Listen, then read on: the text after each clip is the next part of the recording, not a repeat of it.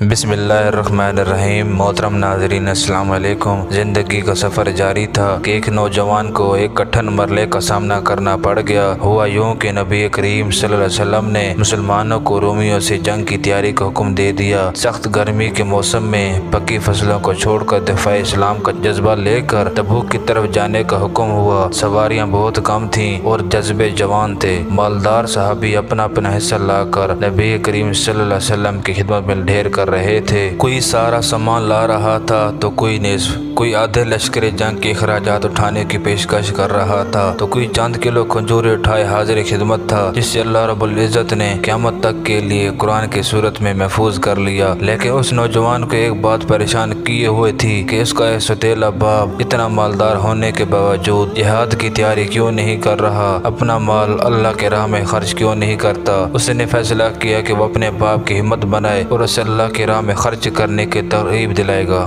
چنانچہ وہ نوجوان اپنے باپ کے پاس گیا اور اسے تمام کے تمام حالات سنا ڈالے جو اس نے خود دربار نبوت میں مشاہدہ کیے تھے، مگر اس شخص پر اثر ہونے کا نام نہیں لے رہا تھا، یہاں تک کہ اس کے باپ نے ایک ایسی بات کہہ دی جس سے اس کا باپ خود ہی حیران اور پریشان رہ گیا۔ اس نے نبی کریم صلی اللہ علیہ وسلم شان میں گستاخی کا مکالمہ کہہ دیا تھا۔ ادھر نوجوان کی بے تابی اور پریشانی پہلے سے بھی زیادہ بڑھ چکی تھی۔ وہ اس خیانت کو فاش کرنے کے لیے نبی کریم صلی اللہ علیہ وسلم کی خدمت میں حاضر ہو گیا اور وہی کلمات جو اس کے باپ نے کہے تھے پیارے رسول صلی اللہ علیہ وسلم کو بتلائے۔ نبی کریم صلی اللہ علیہ وسلم نے نوجوان کو پیار کر کے اپنے پاس بٹھا لیا اور ایک صحابی کو روانہ کیا کہ اس شخص کو بلا کر لاؤ اور اس سے پوچھا جائے کہ اس نے یہ لفظ کہے ہیں کہ نہیں۔ نوجوان سوچ جا رہا تھا کہ ایک طرف وہ شخص جس نے ساری عمر اس کی پرورش کی اور دوسری طرف محبت نبی کا سوال تھا جو ایمان کی تکمیل کا مرحلہ تھا۔ اس کے آنسو ٹپک رہے تھے۔ اتنے میں اس نوجوان کا باپ جس کا نام جلاس بن سوید تھا نبی کریم صلی اللہ علیہ وسلم کی خدمت میں حاضر ہوا۔ پیارے نبی صلی اللہ علیہ وسلم نے دریافت کیا تم نے نوجوان عمیر کے سامنے یہ بات کہی ہے؟ اس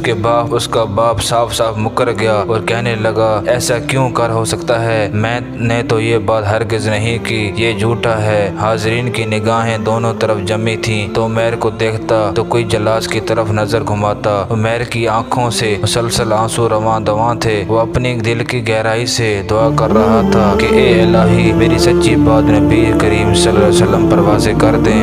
جلاس آگ بگولا ہو رہا تھا کہ میں سچا ہوں، میں نے کوئی گستاخانہ بات نہیں کی، اللہ کی قسم یہ جھوٹ بولتا ہے۔ تو لوگوں نے بات سنی تو ایک بار پھر عمیر کی طرف متوجہ ہو گئے کہ شاید جلاس ہی سچا ہو اور عمیر جھوٹ بول رہا ہو۔ انہی لمحات میں نبی کریم صلی اللہ علیہ وسلم پر خنودگی کی کیفیت طاری ہو گئی۔ صحابہ سمجھ گئے کہ وحی آنا شروع ہو گئی۔ سب کی نگاہیں چہرہ اقدس کی طرف متوجہ ہو گئیں۔ جب وحی کا امر زائل ہوا تو نبی کریم صلی اللہ علیہ وسلم نے یہ آیت کریمہ تلاوت فرما رہے تھے، یہ لوگ اللہ کی قسمیں کھا کر کہتے ہیں کہ ہم نے وہ بات نہیں کی، حالانکہ انہوں نے کفر کا کلمہ کہا ہے اور اسلام لانے کے بعد اور وہ کچھ کرنے کا ارادہ کیا جس سے وہ نہ کر سکے۔ جلاس یہ آیت سن کر کانپ اٹھا، گھبراہٹ طاری ہو گئی اور پکار اٹھا اے اللہ کے رسول صلی اللہ علیہ وسلم، عمیر نے سچ کہا ہے، میں ہی جھوٹا خطا کار تھا۔ یا رسول اللہ سے دعا کیجیے کہ میری توبہ قبول فرمائے۔ عمیر کا چہرہ نور ایمان سے چمک رہا تھا، عجب تازگی آ رہی تھی کیونکہ اس کی صداقت کا اعلان عرش پہ ہوا تھا۔ خوشی کے آنسو پر نور چہرے پر بکھر کر حسن کا جب سما باندھ رہے تھے۔ نبی محترم صلی اللہ علیہ وسلم نے اپنا